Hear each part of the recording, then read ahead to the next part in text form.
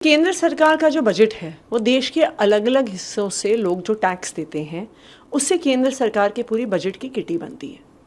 इस टैक्स की कंट्रीब्यूशन में दिल्ली के लोगों का बहुत बड़ा हिस्सा है।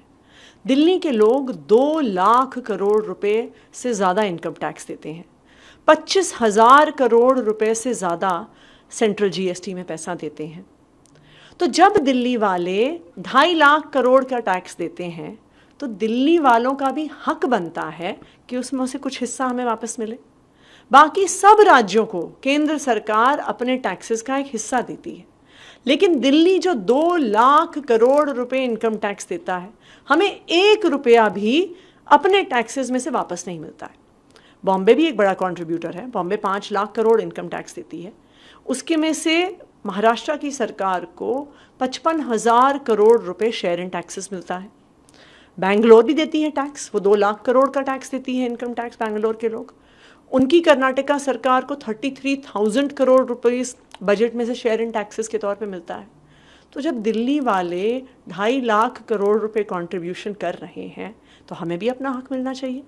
हम ये नहीं कह रहे हैं कि हमें पूरा 2 लाख करोड़ दे दिया जाए, क्योंकि हमें भी पता है कि देश के बहुत सारे और हिस्से हैं जिनको डेवलपमेंट की ज़रूरत है।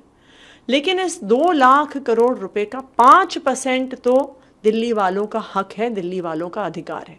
इसलिए दिल्ली सरकार की दिल्ली के लोगों की तरफ से डिमांड है कि इस बार दिल्ली में इंफ्रास्ट्रक्चर एक्सपेंसेस के लिए, दिल्ली में अच्छा पावर इंफ्रास्ट्रक्चर है उसे और बेहतर बनाने के लिए, अच्छा रोड इंफ्रास्ट्रक्चर है उसे और बेटर बनाने के लिए, अच्छा ट्रांसपोर्ट इंफ्रास्ट्रक्चर है उसे और बेहतर बनाने के लिए इस बार सेंट्रल बजट से दिल्ली को 10,000 करोड़ रुपए दिए जाएं। इसको लेकर क्या कोई रिक्वेस्ट नोटिस या कुछ आपने? ये ऑलरेडी हम भेज भी चुके हैं बजट से पहले की तैयारी में कि दिल्ली वालों को उनका हक मिलना चाहिए। हम फिर से भी केंद्र सरकार से अपील कर रहे हैं कि दिल्ली के लोग जो 2 लाख करोड़ टैक्स देते हैं उसमें से 5% हिस्सा कम से कम दिल्ली के लोगों को वापस मिलना चाहिए।